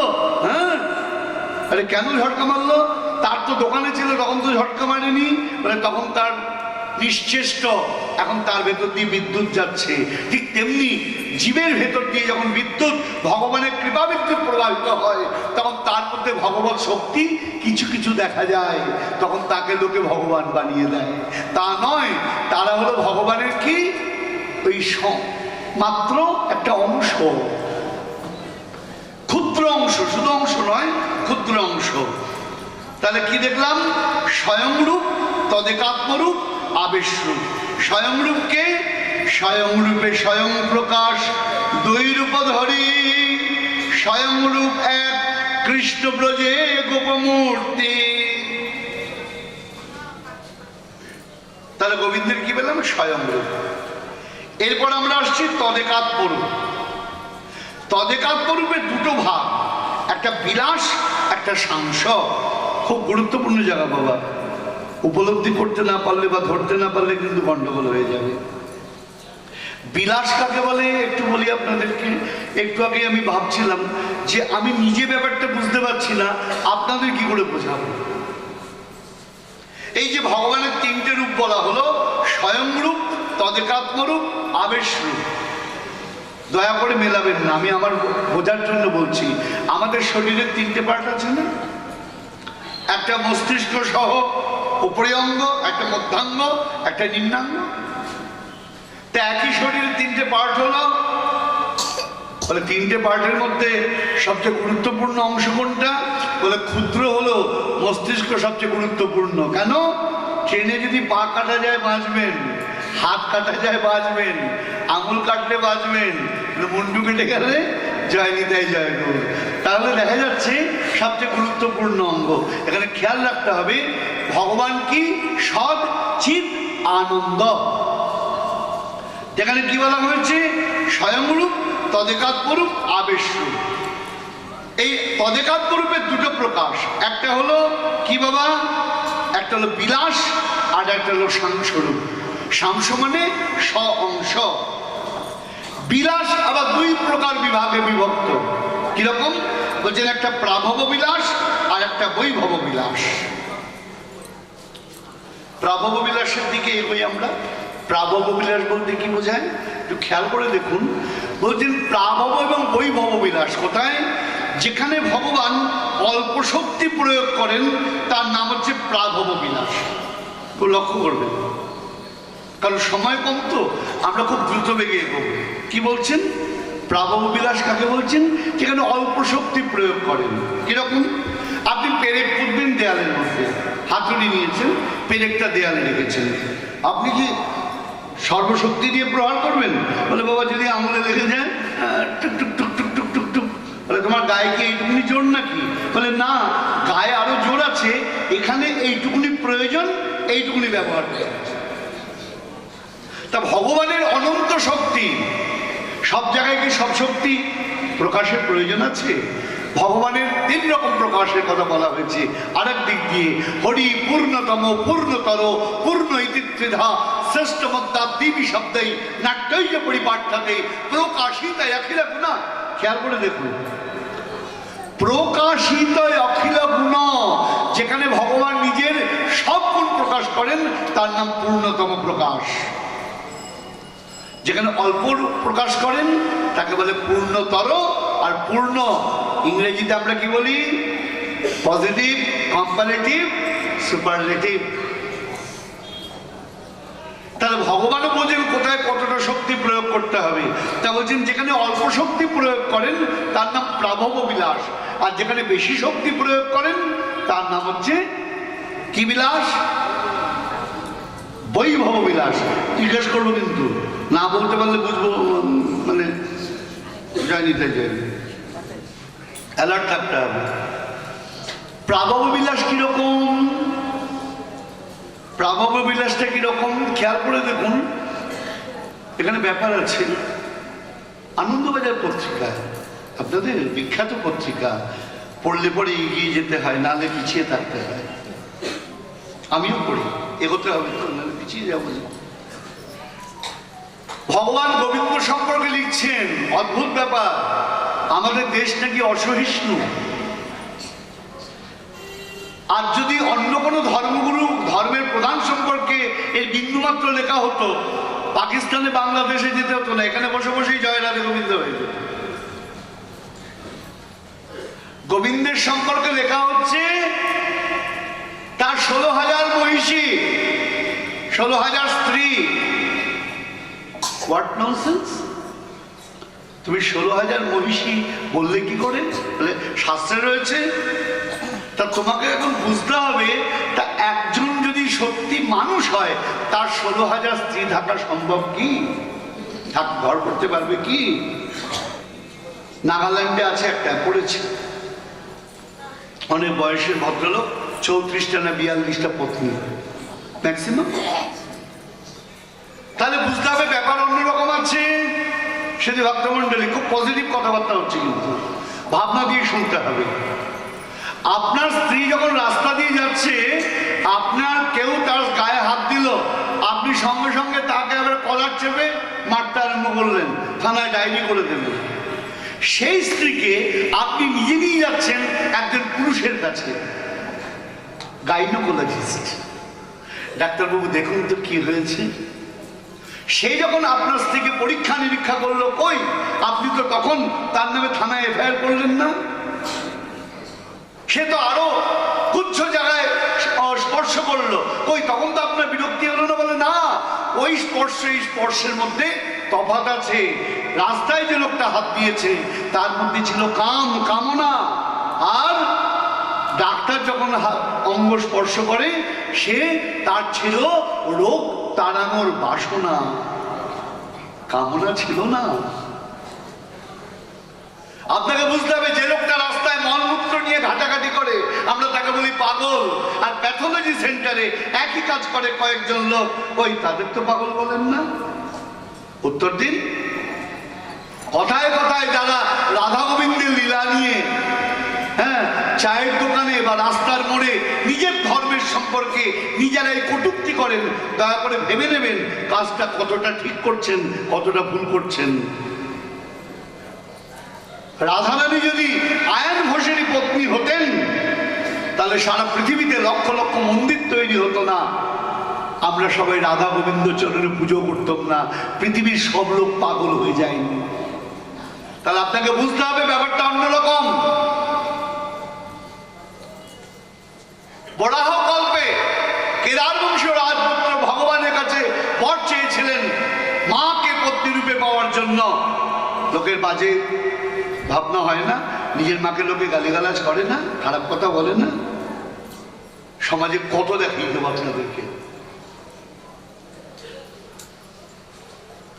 ভগবান বললেন তুই মাকে পত্নী রূপে পেতে চাস, এত নিকৃষ্ট ভাবনা তোর, ঠিক আছে তুই পাবি, কিন্তু কোনোদিন স্পর্শ করতে পারবি না। তাই গ্রন্থে উল্লেখ করা রয়েছে, তাই কি পেয়েছেন? আয়ান রাধারানীর একটা মাত্র ছবি। যেমন রাবণ সীতা দেবীকে হরণ করতে পারেননি, লীলার জন্য ভগবান কি করেছেন? রাবণকে বধ করেছেন। সীতাকে কে হরণ করেছে? সীতা দেবীর একটা ছায়াকে হরণ করেছেন। ওই যে আপনারা পড়ে নেবেন চৈতন্য চরিতামৃত, সেখানে উল্লেখ আছেন প্রভু কেন সীতা দেবীকে আগুনের মধ্যে পাঠালেন।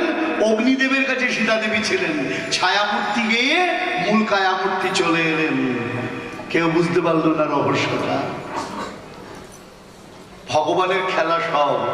আপনি দেখছেন সিনেমার পর্দায় একজনকে মেরে মুখগুলো সব ফাটিয়ে দিল, গিয়ে দেখুন তার সেলাইও লাগেনি, কিছুই হয়নি। ওগুলো কি অভিনয় আপনি দেখছেন, আর আপনি দেখে বলেন বেশ করেছে, বেশ করেছে। আরে বেশ করেছে তুই বললে কি হবে? সব তো তার সাজানো নাটক। কারণ রাবণ কুম্ভকর্ণ, তার অন্য কেউ নয়, বৈকুণ্ঠের দ্বারী জয় বিজয়, তারই সেবক। তিনি কি করেছেন?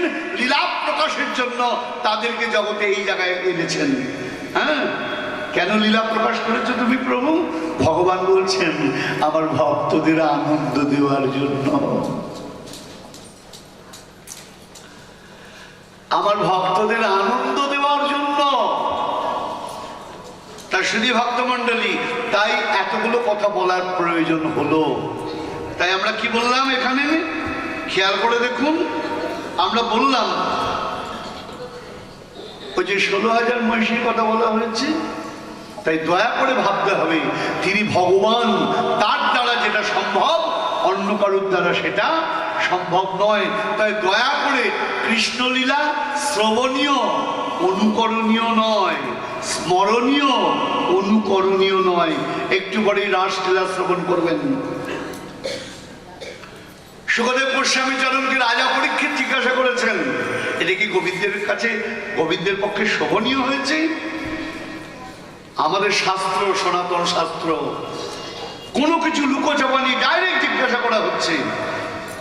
বাদ প্রতিবাদ একমাত্র সনাতন ধর্মেই রয়েছে। অন্য জায়গায় শুধু তুমি বলো আমাকে শুনতে হবে, কোনো প্রতিবাদ করা যাবে না। সনাতন ধর্মেই রয়েছে প্রতিবাদ।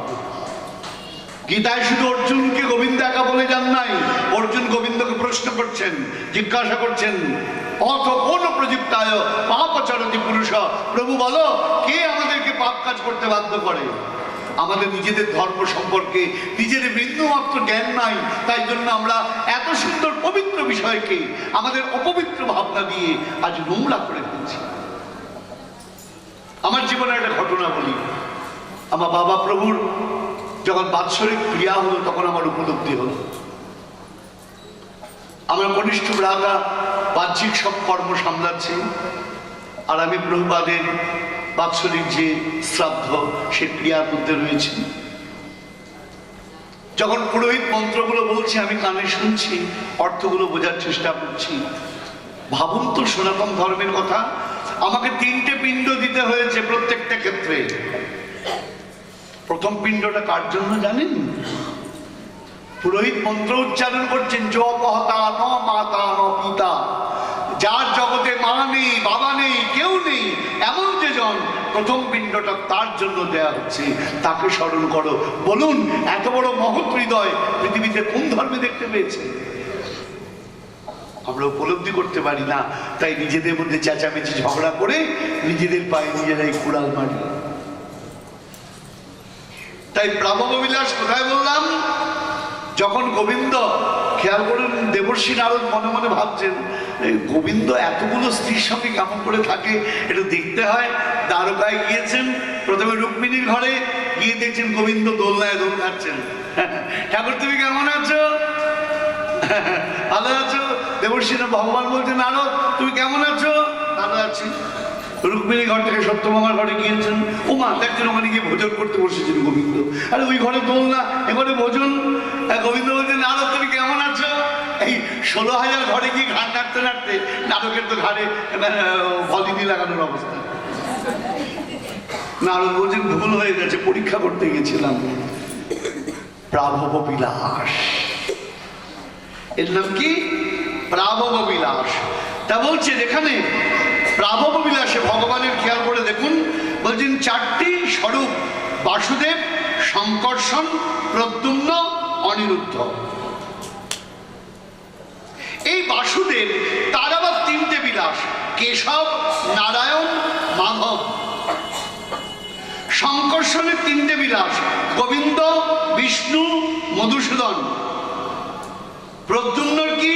3টে বিলাস: শ্রীধর, বামন, ত্রিবিক্রম। অনিরুদ্ধের কি? ঋষিকেশ, পদ্মনাভ, দামোদর। মনে পড়ছে আমরা দাদুর সঙ্গে কি করি? তিলক রচনা করি, অন্য কিছু নয়। ভগবানের এই বিলাস মূর্তিকে হৃদয়তে বিলাস করতে দিই। প্রভু, এই দেহ আজ থেকে তোমার। খেয়াল করে দেখুন, এই 12টা নাম আমরা যে বললাম, এই 12টা নাম কি? 12 মাসের 12 অধিদেব।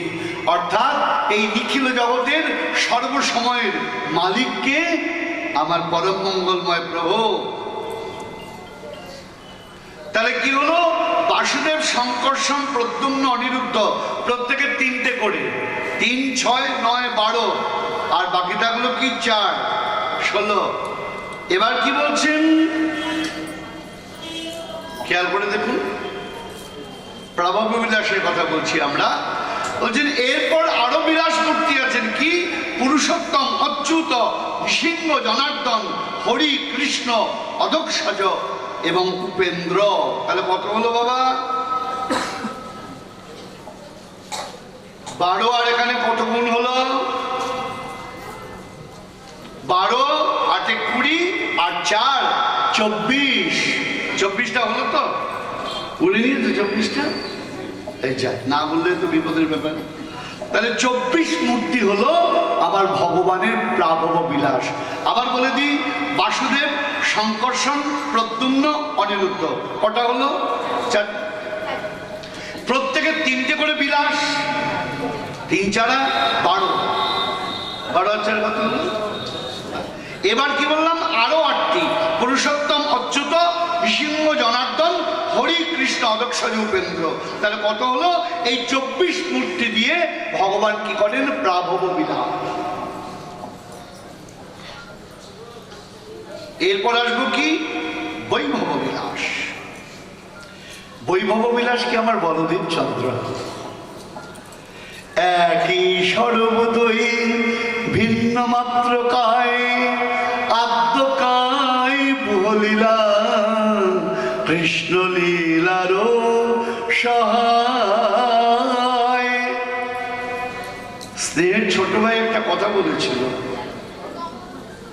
আমার দাদা হিসেবে সেটা পূরণ করে দেওয়া উচিত। বলদেব কি করতেন? গোপনে রাধা গোবিন্দ লীলা দর্শন করতেন। গোপন করার কারণটা কি? গোপন করার কারণটা কি? যেখান থেকে রাধা গোবিন্দের লীলা দর্শন করতেন সেই জায়গাটাকে, সেখানে দাউজির একটা বিগ্রহ আছে, তার নাম লুক লুকাইয়া দাউজি। আপনারা আমার ছোট ভাইয়ের মুখ থেকে শুনেছেন। তা লুকিয়ে লুকিয়ে করার কারণটা কি? বলে প্রোটোকল। প্রোটোকল কিরকম? যেমন ধরুন আমাদের উৎসবের একটা সিস্টেম আছে, যত শিষ্য আসবে তাদের পরিচয়পত্র গ্রহণ করতে হবে। পরিচয়পত্র না থাকলে পরে যারা বাইরে থেকে এসছেন বা যারা প্রসাদ পাবেন, অনেকের ইগো আছে, আমি কার্ড টার্ড লাগে না, এটা অহংকারের জায়গা না, এটা নম্রতার জায়গা। কার্ডটা কেন করা হয়েছে? আপনাকে অসম্মান করার জন্য নয়, এটা এস্টিমেট করার জন্য। এটা তো 7 দিনের একটা শিবির, কতজনের আয়োজন করবে এই পরিসংখ্যান এই কার্ড থেকে আমাদের করতে সুবিধা হয়। 2, যারা যারা এসেছেন এই শিবিরে, পারমার্থিক শিবিরে, তাদের প্রসাদ প্রাপ্তিটা সুনিশ্চিত হয়। অর্থাৎ অন্য কেউ আপনার জায়গা দখল করে নেবে না, আপনি নিশ্চিন্ত থাকতে পারেন। একটু মন দিয়ে খুলে কীর্তন শুনবেন, এখানে কাউকে ছোট করার ব্যাপার না। এবার আমার ধরুন মন্দিরের অভিভাবক হিসাবে প্রভুপাদ বলাইচাঁদকে আমাদের সামনে রেখেছেন, আমাদের মূল স্বরূপ তিনি। তারপরে মন্দিরের সবাই কার কথা শুনে? আমাদের মাতা গোস্বামিনী, আমাদের মাথার মণি। প্রভুপাদের অবর্তমান আমি বলবো না,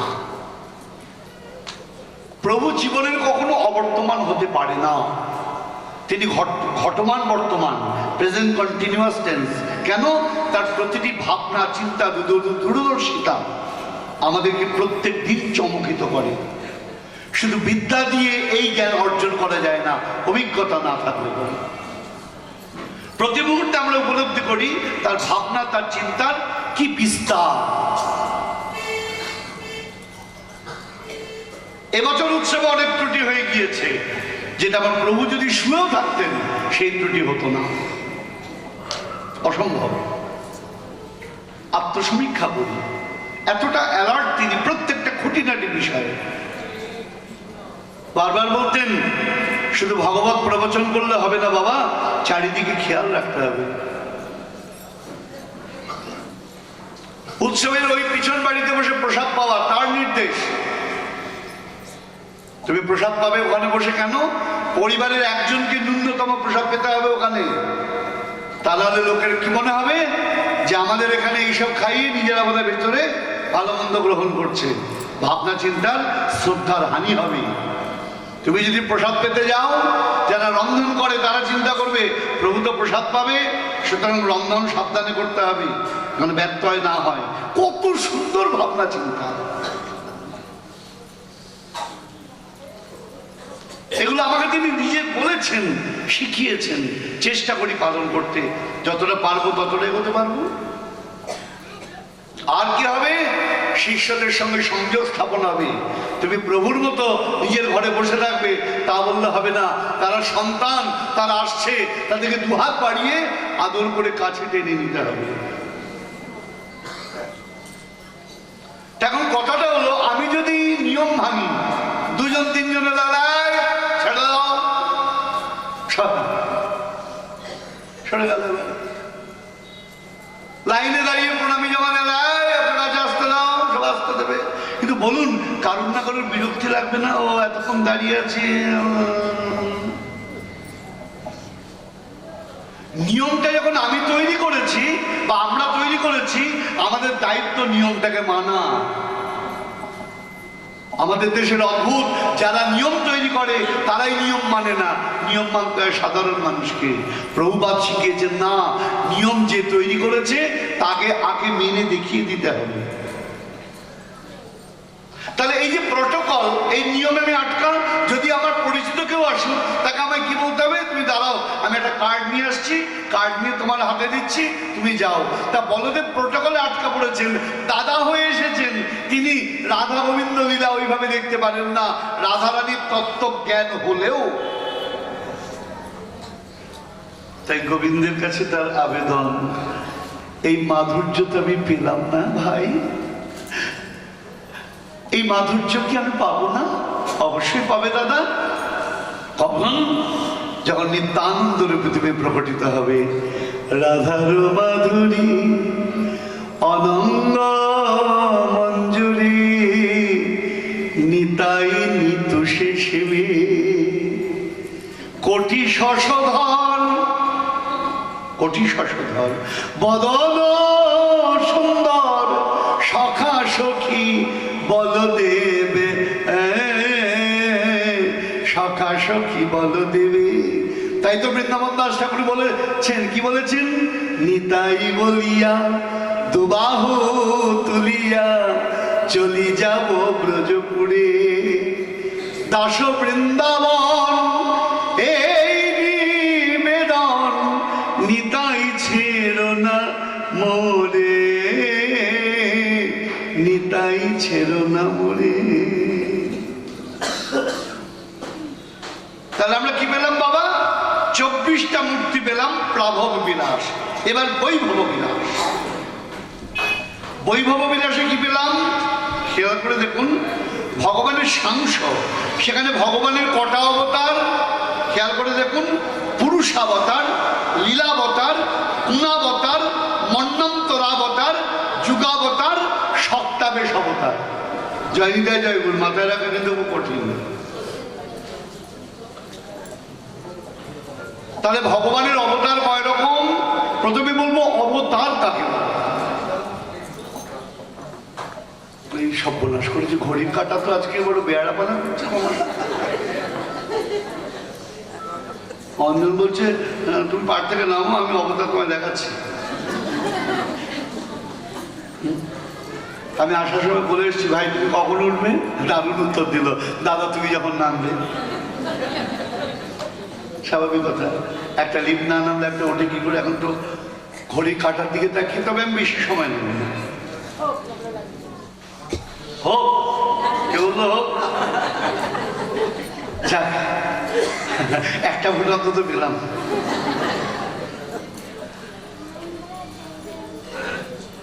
তাহলে আমরা কি পেলাম?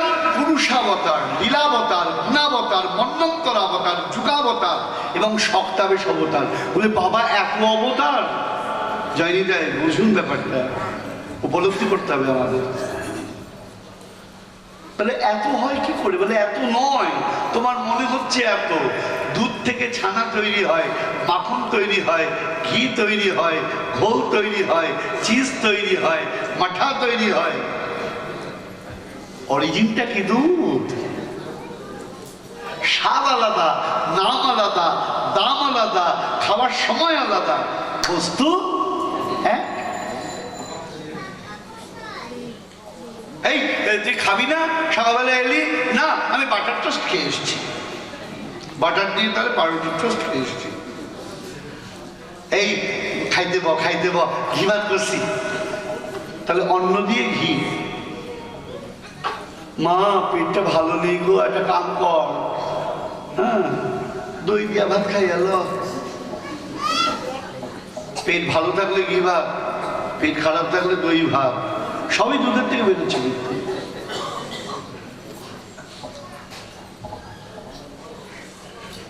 পিৎজাটা যা হয়েছে না, প্রতিটি কামড়ে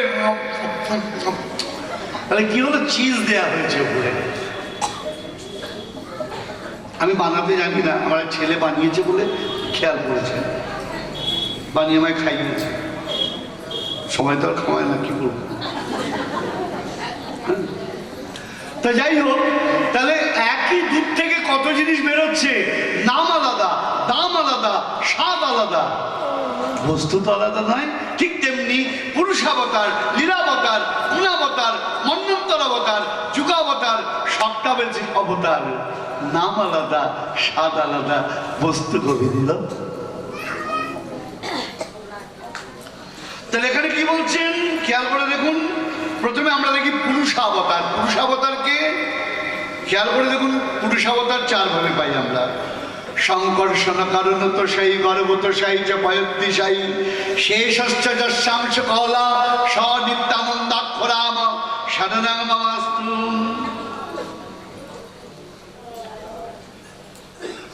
কারণার্ণবসাই বিষ্ণু। বিষ্ণু আমরা চার রকম পাই, লক্ষ্য করুন কি সুন্দর করে ক্লিয়ার করছে জিনিসটা। কারণার্ণবসাইকে যিনি প্রকৃতিকে ঈক্ষণ করলেন, বলে সেটা আবার কি জিনিস?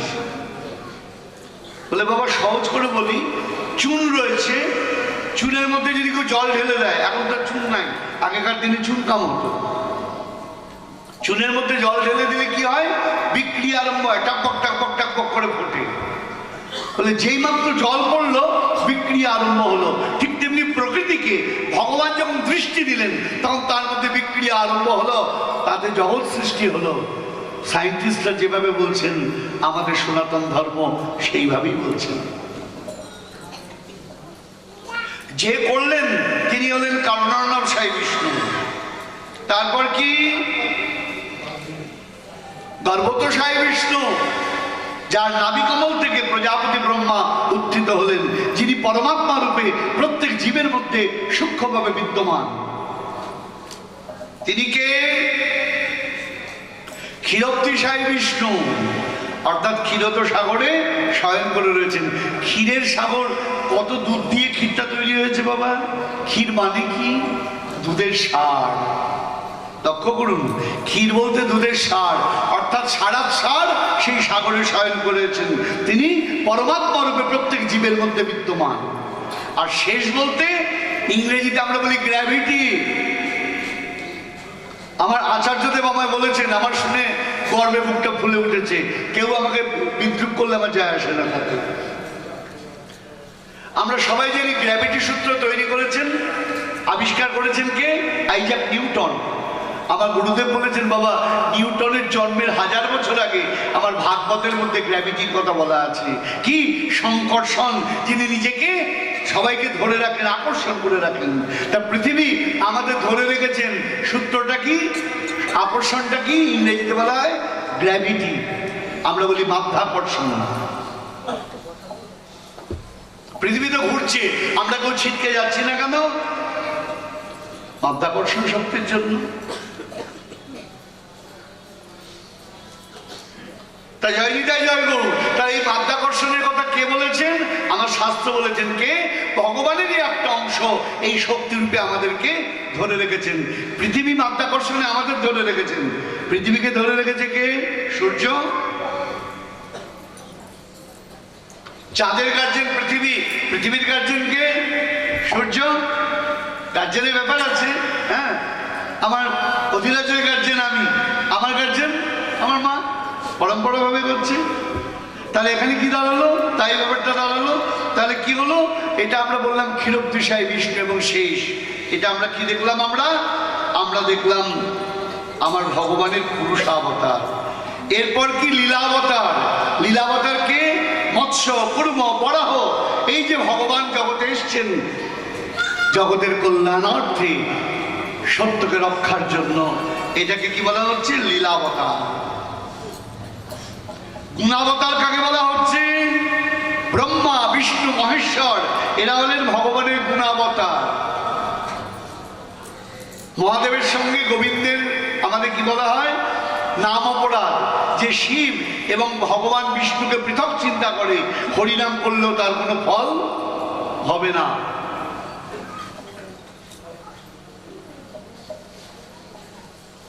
আমার শ্রীমান একটা দারুণ কথা বললো, শিবায় বিষ্ণু রূপেই কৃপায়। তাহলে কথাটা কি দাঁড়ালো? তাহলে মহাদেব তাহলে কে? তাহলে মহাদেবের সঙ্গে আমার ভগবানের তফাৎ নেই। বলে তফাৎ নেই, কিন্তু তফাৎ আছে। কিরকম? নবদ্বীপ ভারত, ভারত ও ভারত। নবদ্বীপ ভারত বটে, ভারত কিন্তু নবদ্বীপ নয়। ক্লিয়ার? পশ্চিমবঙ্গটা ভারত, ভারত পশ্চিমবঙ্গ নয়। আপনি যদি বলেন আমি পশ্চিমবঙ্গে থাকি, তাও সত্যি। আপনি যদি বলেন আমি ভারতবর্ষে থাকি, তাও সত্যি। আপনি যদি বলেন আমি শিবের উপাসনা করি, তাও সত্যি। শিবকে উপাসনা করে যদি বলেন আমি গোবিন্দের উপাসনা করি, তাও সত্যি।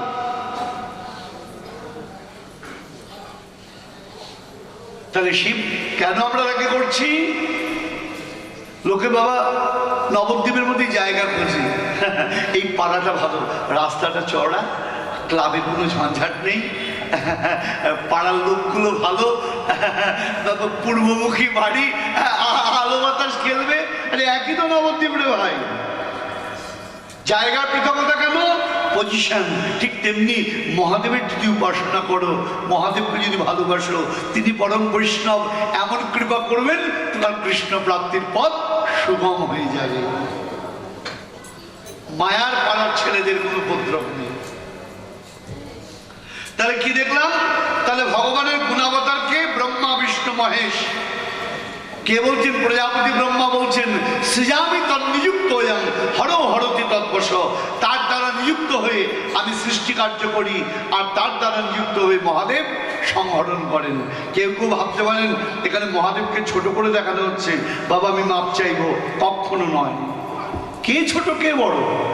আপনি ছোট বড় বিচার করবার কে? আমরা এত ছোট, আমরা বিচার করতে পারি না।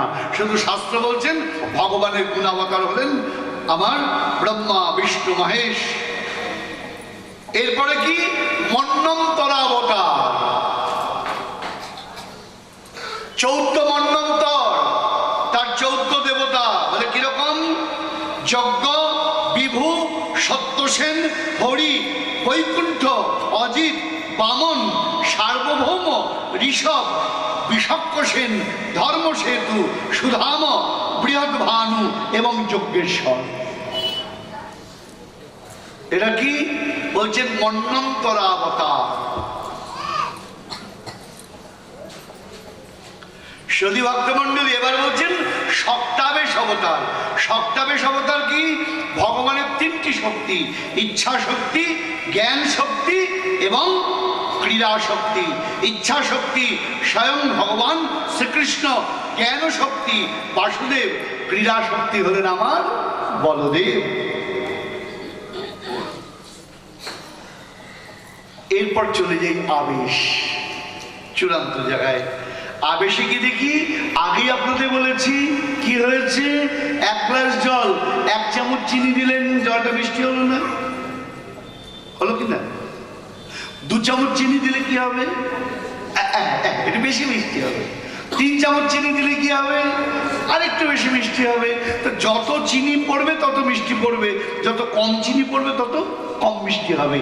তা এখানে ভগবানকে আমি যদি ওইভাবে চিন্তা করি, যতটুক শক্তি দিচ্ছেন ততটুক জীবের মধ্যে সেই শক্তির প্রকাশ ঘটছে। বলছেন ভগবানের আবেশ শক্তি কিরকম? জ্ঞান শক্তি দিয়েছেন সনকাদি ঋষিদের মধ্যে। সনক, সনন্দ, সনাতন, সনত কুমার, এদের মধ্যে জ্ঞান শক্তি দিয়েছেন। ভক্তি শক্তি কাদের মধ্যে দিয়েছেন? দেবর্ষী নারদের মধ্যে দিয়েছেন ভক্তি শক্তি। পৃথু মহারাজের মধ্যে কি শক্তি দিয়েছেন? পালন করবার শক্তি। আর ভার্গব পরশুরাম, তার হাতে কি দিয়েছেন? দুষ্ট দমন করবার শক্তি। এই শক্তিগুলো দিয়েছেন কি করে? খেয়াল করবেন আপনারা, ভগবান রামচন্দ্রের সঙ্গে পরশুরামের সাক্ষাৎ হয়েছিল। উদ্ধত পরশুরাম ক্রুদ্ধ হয়েছিলেন, রাম তুমি হরধনু ভেঙেছ, আমার গুরুর ধনু ভেঙেছ। তবে রামচন্দ্র যখন ধনুক তুললেন, পরশুরাম খড়গ তুলেছেন, যখন দুটো স্পর্শ হলো পরশুরামের শক্তি ভগবান গ্রহণ করলেন। কারণ আমি পূর্ণ, তোমার অংশ থেকে আমি আমারটা নিয়ে নিলাম, আর তোমার এই শক্তির প্রয়োজন নেই, তুমি শক্তিটা অপব্যবহার করছো। পরশুরাম তারপরে কিন্তু আর কাউকে বিনাশ করেননি, হত্যাও করেননি। খেয়াল করে দেখুন, তারপর তিনি আচার্যের ধর্ম পালন করেছেন। এই পরশুরামের কাছে অস্ত্র শিক্ষা কে করেছেন?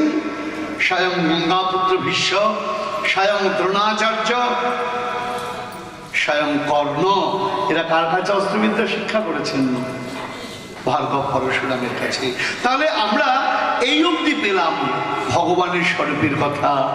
আমার মহাপ্রভু আরো বলছেন, আমরা বলছি প্রভু শুনবো তো, কিন্তু আমাদের সময় তো ফুরিয়ে গেল, আমাদের সময় তো ফুরিয়ে গেল। 7টা দিন দেখতে দেখতে পার হয়ে গেল। প্রতিটি দিন আমরা প্রতিটি মুহূর্ত উপলব্ধি করেছি, আস্বাদন করেছি, আনন্দ সংগ্রহ করেছি। কারণ এ তো আনন্দের বাজার। শ্রীমান একটা কথা বলেছিল, সবাই চেঞ্জে যায়। গরমের দেশের লোক কখনো গরমের দেশে চেঞ্জে যায় না, তারা ঠান্ডার দেশে যায়। সংসারের অশান্তি থেকে আমরা চেঞ্জে এসেছি শান্তির ক্ষেত্রে। শান্তি কি? শান্তি শান্তি বললে পরে শান্তি হয় না। সে মনে আছে, এক শিষ্য বাড়িতে গিয়েছি, নাম হচ্ছে শান্তি প্রসাদ। হ্যাঁ, আমার শিষ্য ডাকছে, শান্তিদা আছেন, শান্তিদা আছেন। ওপর থেকে বলছে নেই। শিষ্য বলছেন, বাবা চলেন চলেন, এ বাড়িতে শান্তি নাই।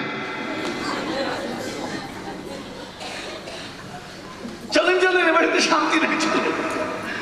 শান্তি কখন হবে? যখন তুমি নিজে শান্ত হবে, তখনই শান্তি হবে। তা না হলে হাজার বক্তৃতা দিয়েও শান্তি আসবে না, চিত্ত যতক্ষণ শান্ত না হচ্ছে, স্থির না হচ্ছে। তাই আজ বলাই চাঁদের চরণে প্রার্থনা, রাধা গোবিন্দ চরণে প্রার্থনা, প্রভুপাদ রমণীয় মন গোস্বামী প্রতিষ্ঠিত এই বলদেবজী মন্দিরকে সেবা সঞ্চারে প্রাণ প্রদান করেছেন ভজন জগতের মহাইন্দ্র প্রভু মহেন্দ্রলাল এবং ইন্দ্রিয় জয়ী সেই প্রভু যতীন্দ্রলাল। প্রভু যতীন্দ্রলাল এবং প্রভু মহেন্দ্রলালের সেবা শিক্ষায় আমরা শিক্ষিত হয়ে গেলাম প্রভু জীবন কৃষ্ণের কাছে। তিনি শেখালেন বলাই চাঁদকে জীবন করে নাও, তাহলে তোমার জীবনটাও সুন্দর হবে। কারণ অসুন্দরকে যারা জীবনে প্রবেশ করায় তাদের জীবন কখনো সুন্দর হয় না, সুন্দরকে যারা জীবনে আনে তাদের জীবনই সুন্দর হয়। তাই প্রভুপাদের কাছে শিখলাম।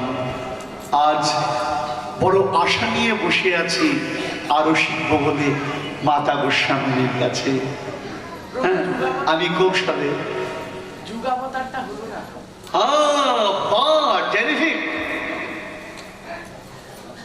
আমার আজকের পাঠ সার্থক।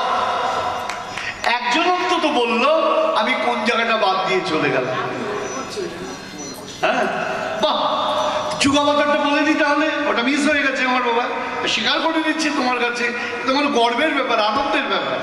হ্যাঁ, বলেন ভগবত কথাকার হয়ে আজ আমার সবচেয়ে বড় পুরস্কার হলো, যেটা আমি বারবার বলছি, পাঠ শোনার জন্য শুনতে হবে না, জীবনে প্রয়োগের জন্য শুনতে হবে। শুধুমাত্র শোনার জন্য শুনলাম, জীবনে প্রয়োগ করলাম না, ওই শ্রবণের কোনো বিন্দু মাত্র মূল্য নাই। যুগাবতার কে? যিনি প্রত্যেক যুগে এসে যুগ ধর্মটাকে প্রতিষ্ঠিত করেন। যুগাবতারকে প্রত্যেক যুগে এসে শ্রীমদ্ ভাগবতে বলছেন শুক্ল রক্ত পিতস্তথা, চারটে বর্ণ, শুক্ল সাদা, রক্ত পিত হলুদ, আর ইদানিং কৃষ্ণকাঙ্গতা বর্তমানে কালো কৃষ্ণ রূপ ধারণ করেছেন। তা জয় নিতাই জয় গৌর। তাহলে আমরা কি দেখলাম? এই যুগাবতারকে মহাপ্রভু যখন ধরা পড়ে যাচ্ছেন তখন আমার কাছে বললেন, সনাতন প্রভুর কাছে বললেন, চাতুরালি ছাড়ো। যুগাবতার যে সে কখনো বলবে না আমি ভগবান। স্বরূপ লক্ষণ আর তটস্থ লক্ষণ, এই লক্ষণ দিয়ে বিচার করে দিতে হবে। তাই আমরা পেলাম যুগাবতার শ্রীকৃষ্ণ চৈতন্য মহাপ্রভুকে, কলিযুগ পাবন অবতার গৌরাঙ্গ মহাপ্রভু। তিনি বলেননি, তার স্বরূপ লক্ষণ তটস্থ লক্ষণ আমাদের জানিয়ে দিয়েছেন প্রভুকে। তাই সেই প্রভুর নামেতে সারা দুনিয়া দৌড়ে বেড়াই। গুরুদেবের কৃপাকে অবলম্বন করে আপনারা মহাপ্রভুর চরণে, গোবিন্দ চরণে জানাবেন, যাতে করে আগামীতে প্রভুপাদের আদর্শকে সামনে রেখে আমরা সকলে মিলে সংবদ্ধ হয়ে, সংবদ্ধ বলতে আমাদের সকলের সুসংবদ্ধ হতে হবে। শুধু আমি, আমার কনিষ্ঠ ভ্রাতা প্রভুপাদ কিশোর কৃষ্ণ গোস্বামী নয়, বলদেবের অগণিত সন্তান পরিবার, আমরা সকলে মিলে যেন সুসংবদ্ধ হয়ে এগিয়ে যেতে পারি। এই প্রার্থনা আর শ্রীমান অধিরাজ এবং দেবরাজের জন্য আপনাদের কাছে আবেদন। আমি গেটম্যানদের বলবো গেট স্টপ রাখতে, কোনো অবস্থা। আজকের মতো শ্রীপাঠ, এবারের মতো বিশ্রাম। হরে কৃষ্ণ কৃষ্ণ কৃষ্ণ হরে হরে, হরে রাম রাম রাম হরে হরে, হরে কৃষ্ণ কৃষ্ণ কৃষ্ণ হরে হরে, হরে রাম রাম রাম হরে হরে, হরে কৃষ্ণ কৃষ্ণ কৃষ্ণ হরে হরে, হরে রাম রাম রাম হরে হরে। বলুন সবাই মিলে একবার শ্রীনিতাই